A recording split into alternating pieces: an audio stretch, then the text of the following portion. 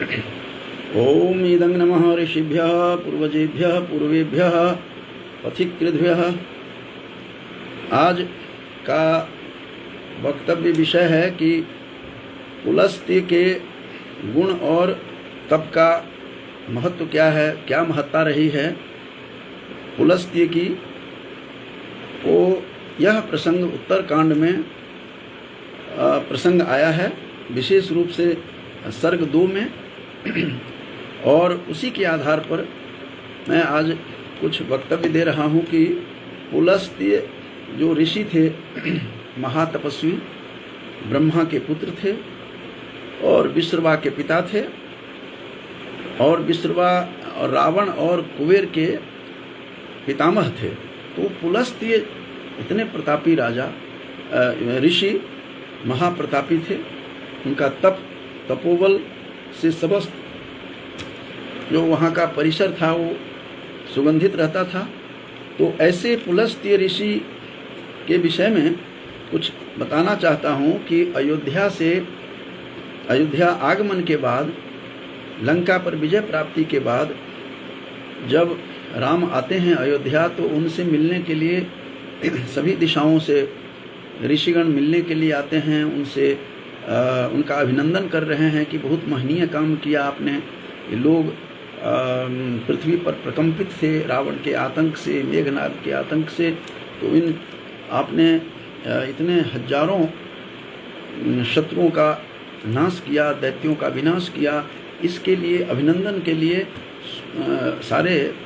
सभी दिशाओं से लोग आए थे, जिसमें दक्षिण दिशा से, चूँकि पुलस्त्य का जो है दक्षिण के ही थे, तो पुलस्त्य ऋषि का जो यह प्रसंग चला है कि अगस्त्य ऋषि जो थे, अगस्त्य ऋषि भी पुलस्त्य के पुत्र थे। तो अगस्त्य ऋषि जो थे पुलस्त्य के पुत्र, वो राम को समझा रहे हैं।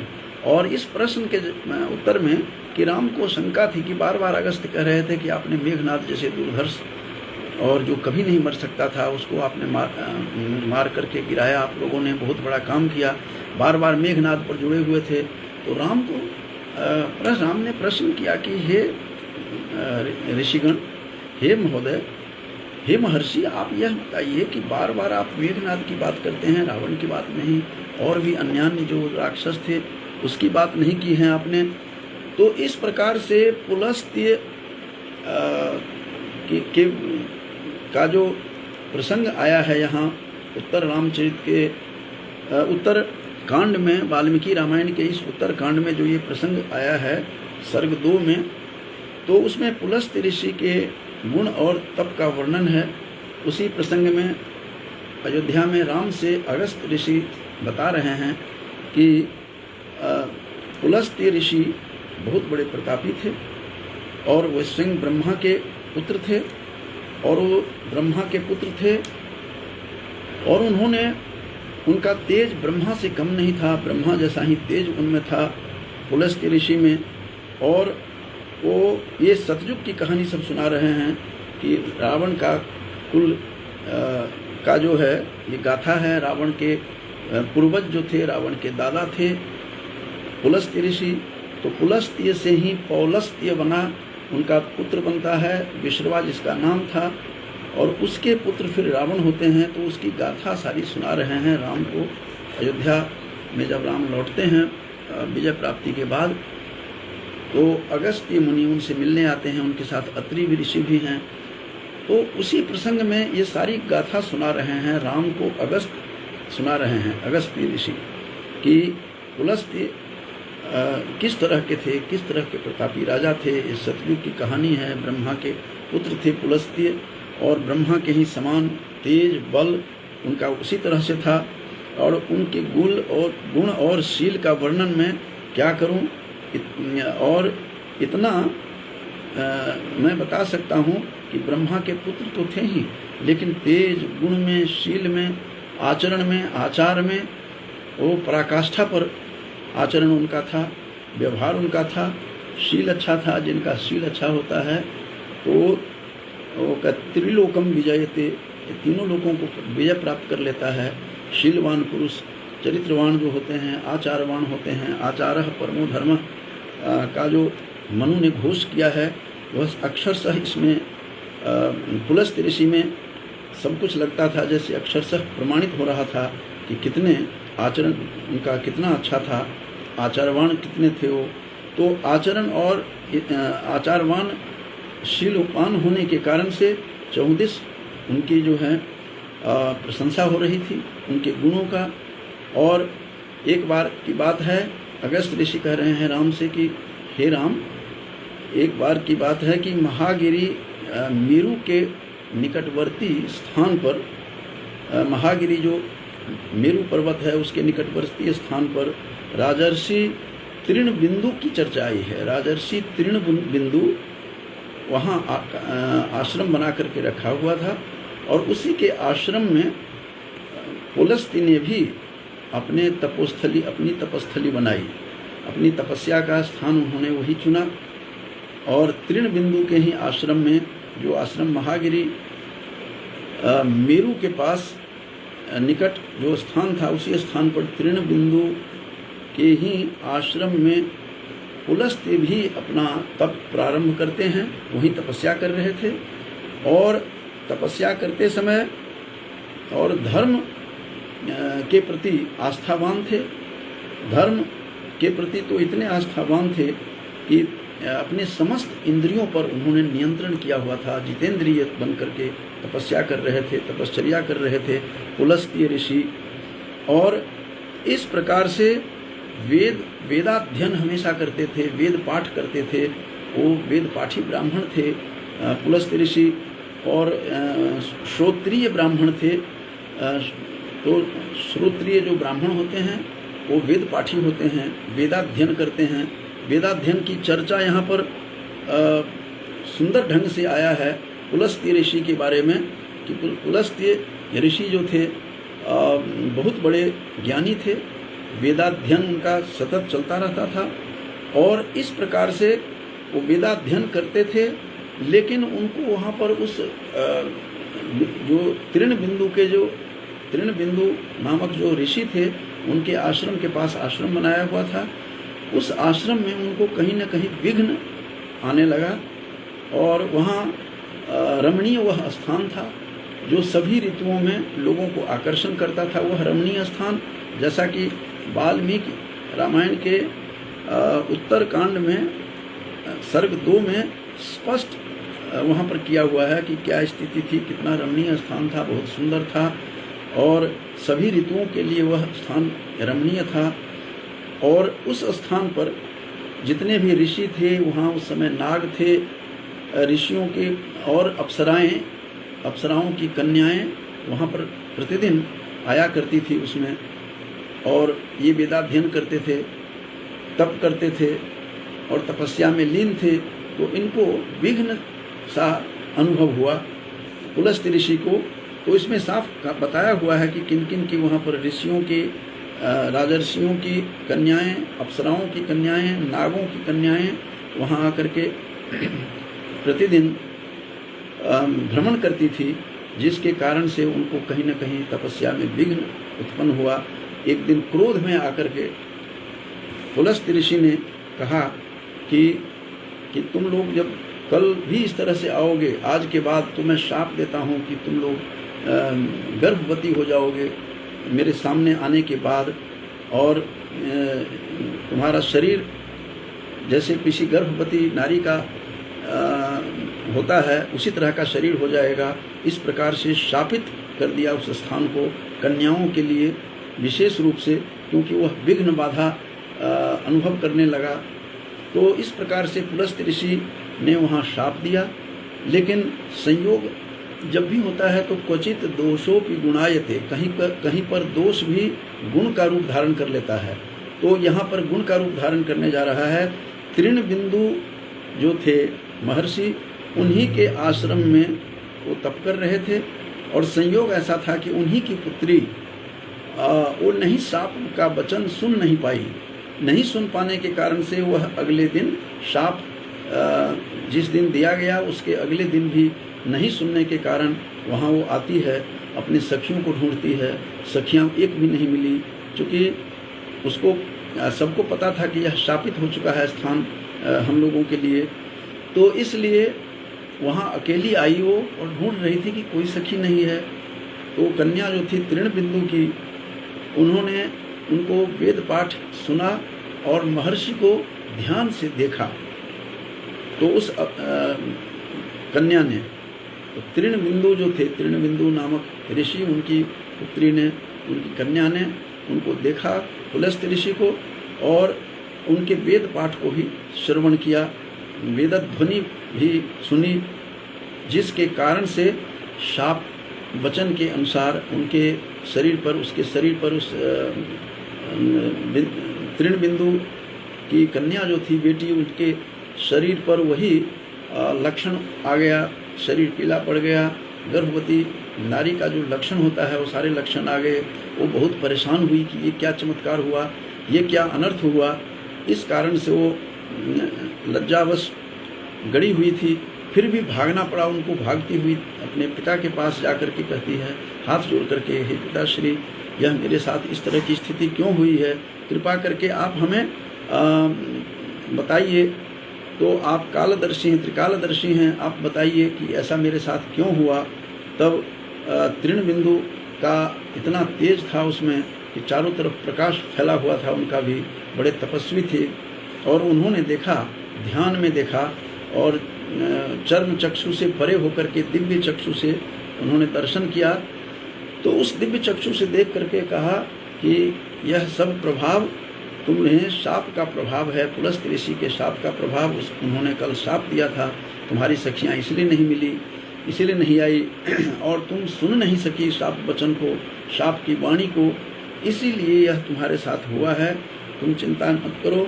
फिर उनको पकड़ करके उस कन्या को, तृणबिंदु अपनी कन्या को लेकर फिर पुलस्त्य ऋषि के पास जाते हैं और कहा कि हे ब्रह्मन, यह जो लक्षण इसमें हुआ है मैं समझ चुका हूँ, यह आपके कारण ही हुआ है। इसने यह अपराध किया है, लेकिन यह अज्ञानता में किया है। तो इसीलिए आप तपस्या करते हैं और तपस्या के कारण से थक जाते होंगे, तो आपकी यह सेवा में रत रहेगी, आपकी अर्धांगिनी बन करके रहेगी। पुलस्त्य ऋषि ने भी तृणबिंदु के वचन को अस्वीकार नहीं कर पाए, उन्होंने स्वीकार कर लिया। और उसके बाद तृणबिंदु की जो वह कन्या थी, पुलस्त्य ऋषि के साथ जो ब्रह्मा के पुत्र थे पुलस्त्य ऋषि, उनके पास रहने लगी और कुछ दिनों के बाद उन पर प्रसन्न हुआ। तृणबिंदु की वह कन्या जो बेटी थी, वह आचरण में अपने पति से कम नहीं, पुलस्त्य ऋषि से कम नहीं थी, और आचरण उसका अच्छा था, सदाचारिणी थी, आचार भी अच्छा था, व्यवहार भी अच्छा था, उसकी सेवा भी अच्छी थी। और इस प्रकार से आचारवान जो होते हैं वही सब कुछ कर पाता है इस संसार में। और आचार हीनंग न पुनंति वेदा, आचार से हीन व्यक्ति को तो वेद भी पवित्र नहीं करते। जिसे वासिष्ठ स्मृति डिम डिम घोष करके वासिष्ठ स्मृति बता रही है। साथ साथ मनुस्मृति में भी कहा गया है कि आचारात विच्युतो विप्रह न वेद फलमश्नुते, वेद का फल प्राप्त नहीं होता है जो आचारवान नहीं होते हैं। तो जिस प्रकार से पुलस्त्य ऋषि आचारवान थे, शीलवान थे, उसी प्रकार से उनकी जो धर्म पत्नी तृणबिंदु की जो वह कन्या थी, वह भी अपने आचरण से अपने पति को प्रसन्न कर लिया और पातिव्रत्य धर्म का पालन भी किया। इसके बाद पातिव्रत्य धर्म पालन करने के बाद उन्होंने उसको, अपने पत्नी को आशीर्वाद दिया कि तुम्हारा जो पुत्र होगा वह मेरे समान ही तपस्वी होगा, तेजवान होगा, ज्ञानी होगा, ऋषि होगा और वेदाभ्यास में लगा रहेगा। तो इसीलिए तुम्हारा पुत्र का नाम पौलस्त्य होगा। पुलस्त्य का पुत्र पौलस्त्य तुम्हारा होगा पुत्र, और उसका नाम विश्रवण होगा, चूँकि वह श्रवण करता रहा। वेदध्वनि तुमने सुनी है आकर के, तुझे पता नहीं था शाप का, तो उस समय जो तुमने वेदध्वनि सुनी थी उसका भी प्रभाव उस पर है। इसीलिए विश्रवा नाम से भी जाना जाएगा, विश्रवण नाम से भी जाना जाएगा, जो दूसरे सर्ग में वाल्मीकि रामायण के उत्तरकांड का जो है उस आधार पर। और तुम्हारे पुत्र का नाम पौलस्त्य से इस संसार में प्रसिद्ध होगा।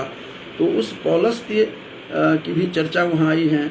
और इस प्रकार से उसने उनको आशीर्वाद दिया अपनी पत्नी को।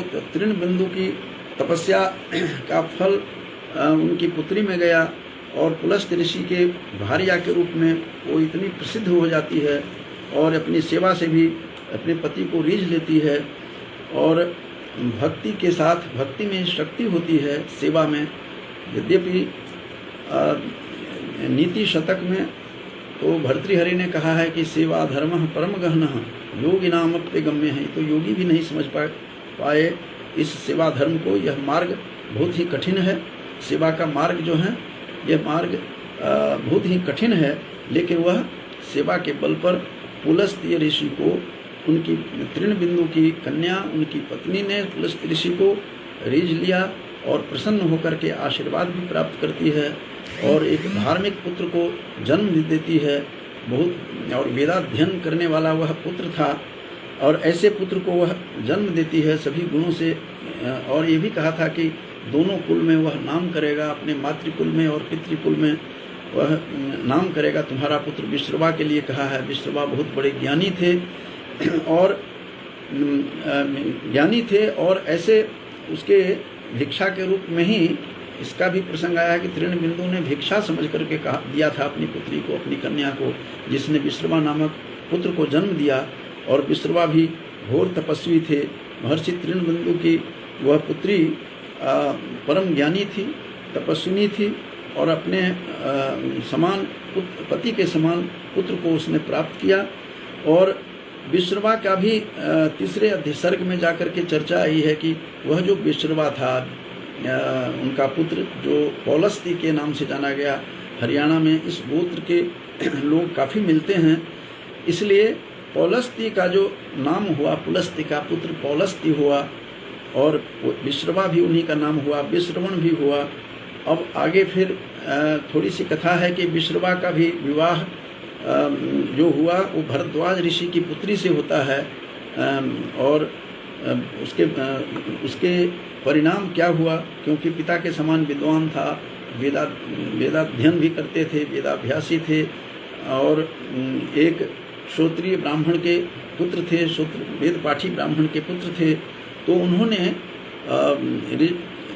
महर्षि भारद्वाज जो थे, ऋषि भारद्वाज, उनकी पुत्री से विश्रवा का फिर विवाह होता है। तीसरे सर्ग की चर्चा है उत्तरकांड के तीसरे सर्ग में। लेकिन इतने वो तपस्वी थे वो भी कि उन्होंने भी एक धनपति को जन्म दिया जिसका नाम कुबेर पड़ा। कुबेर का नाम ही धनपति था और उन्होंने उसका नाम कहा कि तुम्हारा नाम वैश्रवण होगा। विश्रवा का पुत्र हुआ तो वैश्रवण हुआ। तो और कुबेर बहुत बड़े ज्ञानी थे और उसके कुबेर के विषय में कहा जाता है कि वो भगवान शिव के एक अच्छे मित्र भी थे। और ब्रह्मा प्रसन्न होकर के स्वयं उतर करके आते हैं विश्रवा के पास और विश्रवा को उसने कहा भी कि तुम्हारा पुत्र बहुत ज्ञानी है और ऐसे पुत्र को पर मैं तुम्हारे पुत्र पर मैं प्रसन्न हूँ। यह कुबेर नाम से जो होगा धनपति है, यह बहुत बड़ा ज्ञानी होगा। और कहा कि कुबेर को कहा कि तुम मांगो क्या चाहते हो ब्रह्मा ने। तो ब्रह्मा ने कहा कि ब्रह्मा को कहा कि मुझे चतुर्थ लोकपाल बना दीजिए। तो चौथा लोकपाल के रूप में बनाया जाता है इनको। कहते हैं और भी कुछ मांगो। तो उन्होंने पुष्पक विमान भी बंधु दिया है, पुष्पक विमान। और पुष्पक विमान भी कुबेर को ब्रह्मा से मिला था, जिसे फिर बाद में रावण ने उनको जोर जबरदस्ती से छीन लिया था। रावण भी उसी का भाई था, वो दूसरी माँ से उत्पन्न हुआ था। ये भरद्वाज के दौहित्र थे, दोते के रूप में जाने जाते हैं। तो कुबेर की कहानी भी है कि किस प्रकार से पुष्पक विमान कुबेर को भी दिया जाता है। तो इसमें इतनी कहानी जो है इसके दूसरे सर्ग की कुछ संक्षेप में जो कथा मैंने बताई है कि किस प्रकार से जो पुलस्त्य ऋषि महातपस्वी थे, महान तपस्या में लगे रहे और किस प्रकार से उन्होंने श्राप दिया था। और सभी वहाँ अप्सराओं के पुत्र, अप्सराएँ आती थी, नागों की पुत्रियाँ आती थी, महर्षियों की, तो उन सब ने सांप के वचन को सुनकर के आना छोड़ दिया। लेकिन तृणबिंदु की बेटी आ गई, पुत्री आ गई, और वह गर्भवती हो जाती है शाप के अनुसार। किस प्रकार से फिर पुलस्त्य ऋषि के साथ विवाह होता है और विश्रवा नाम का उसका पुत्र का जन्म होता है। विश्रवा का भी जो पुत्र हुआ वह कुबेर रूप में इस संसार में प्रसिद्ध हुआ। कुबेर को सब कुछ मिला, चतुर्थ लोकपाल के रूप में भी ब्रह्मा से मिला, और उसको पुष्पक विमान मिला जो बाद में रावण छीन लेता है। तो यह संक्षेप में मैंने आज यह कथा सुनाई है। इसमें काफ़ी लोग यहाँ से जुड़े हुए हैं। तो आदरणीय रेणुवाला जी भी हैं, हमारे सहपाठी डॉक्टर बिहारी लाल पटेल जी उड़ीसा से सुन रहे हैं, और विपिन खैरा जी भी हैं, और पूजा मिश्रा जी हैं, अनिल कुमार गुप्ता जी हैं। ये सारे, इन सबको मैं शुभकामनाएं देते हुए और अपनी वाणी को यहीं पर विराम देता हूँ। आज मैंने छोटी सी कहानी कथा लेकर के कि किस प्रकार से पुलस्त्य ऋषि बहुत बड़े ऋषि थे, तपस्वी थे, और उनका पुत्र भी तपस्वी निकला। लेकिन उनका जो पौत्र था वो दूसरी पत्नी से, फिर वो रावण आते हैं इस संसार में, जो रावण ने अपना सारा रूप दिखाया और किस प्रकार से संसार को पीड़ित किया और किस प्रकार से उसका संहार होता है। तो ये कथा अगस्त ऋषि राम को समझा रहे हैं उत्तर कांड में, कि दूसरे सर्ग में ये कहानी सुना रहे हैं। अगस्त्य मुनि, अगस्त्य मुनि भी पुलस्त्य के पुत्र थे और रावण के चाचा थे, विश्रवा के भी भाई थे, और ये दक्षिण से आए थे। तो इस प्रकार से इसकी बात इसमें चर्चा हुई है। इन चर्चा के साथ अपनी वाणी को विराम देता हूँ। बहुत बहुत